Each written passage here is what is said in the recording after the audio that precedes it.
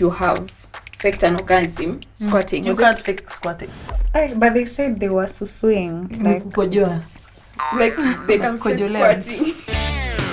Women are often socialized to prioritize others' needs. At your expense? Sometimes you're wet and then suddenly you're not wet anymore. To ensure that you don't suppress your needs or your pleasure, are you able to tell a man if he is good in bed or bad in bed?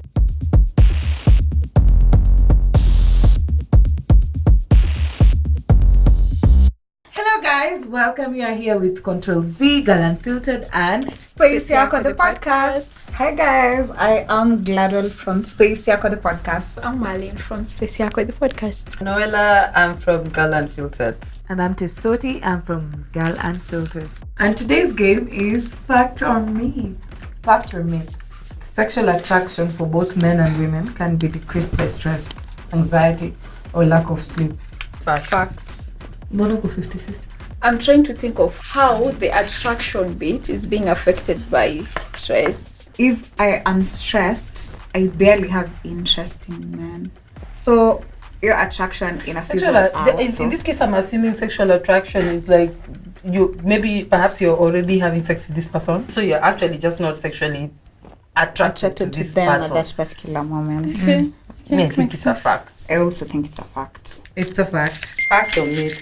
Women are less likely to be interested in sex if they're emotionally disconnected from their partner.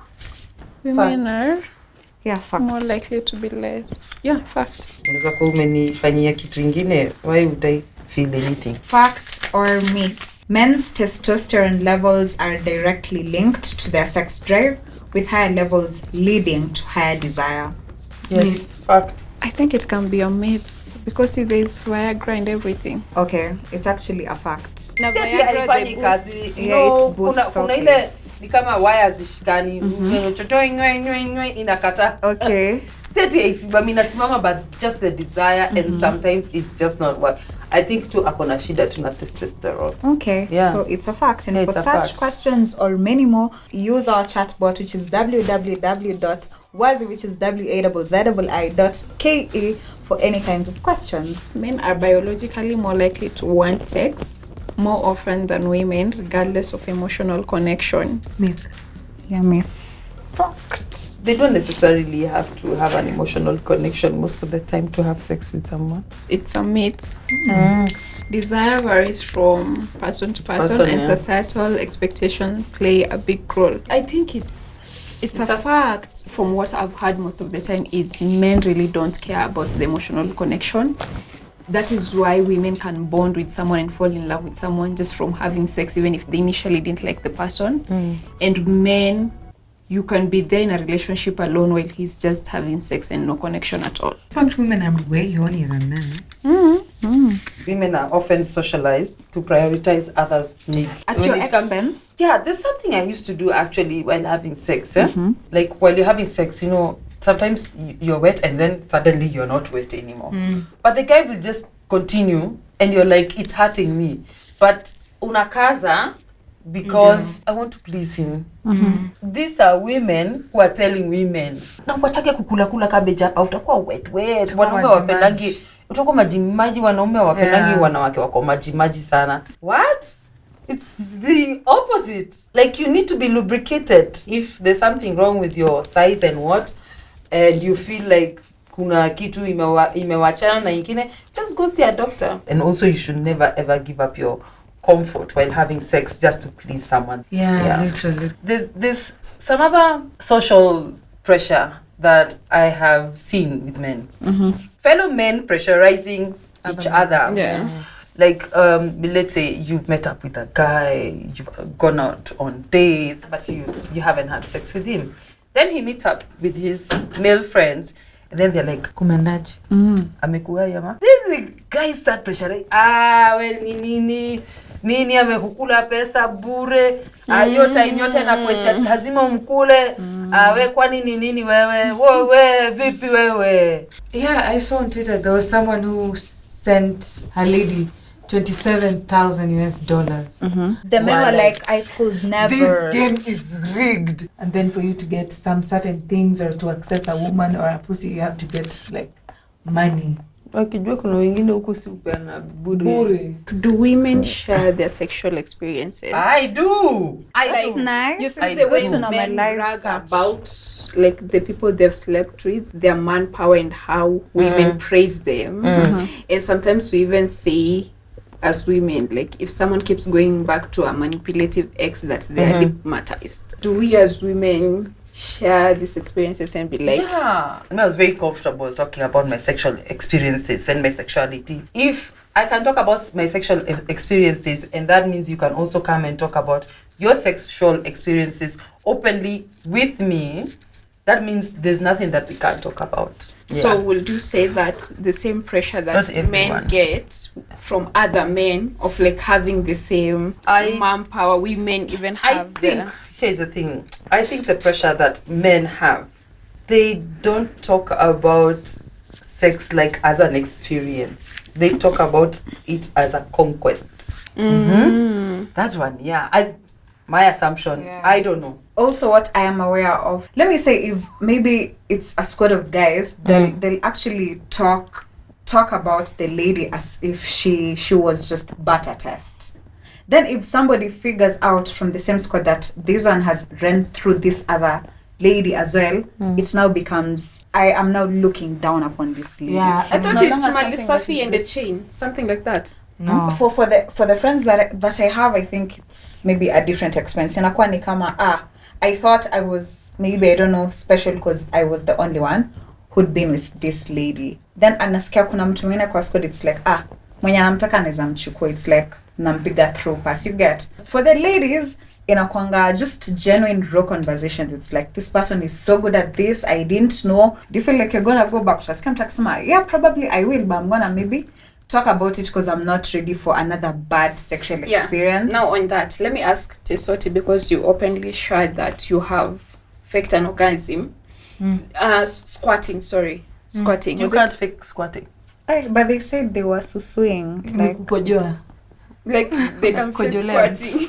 So that you don't suppress your sexual needs as a woman. Because I'm thinking a man, it's so clear, and sometimes maybe the fumbles when they're not enjoying that much. To ensure that you don't suppress your needs or your pleasure, are you able to tell a man if he is good in bed or bad in bed? I think women should be having more conversations with each other about their sexual experiences. Even the reason why I'm saying that, it's as simple as like about consent. Like you need to say no, not now. Why do you think there's fear in saying no? The reason why I'm saying people need to talk is also you find people, like even about consent in relationships and especially marriages. Me, I don't fear to say no. I'm saying generally other people. Yeah.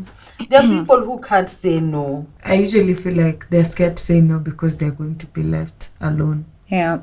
Yeah. That's true. If you are with someone and then they don't respect your nose, probably just leave because they'll do you dirty. Women tend to do a lot. That's why when you go to some YouTube channels, you find, how to please a man, how to ride a man, how to do this in bed, don't wear this, wear that. So it comes with a lot of challenges, and women, I think, are expected to do more and most for the dudes.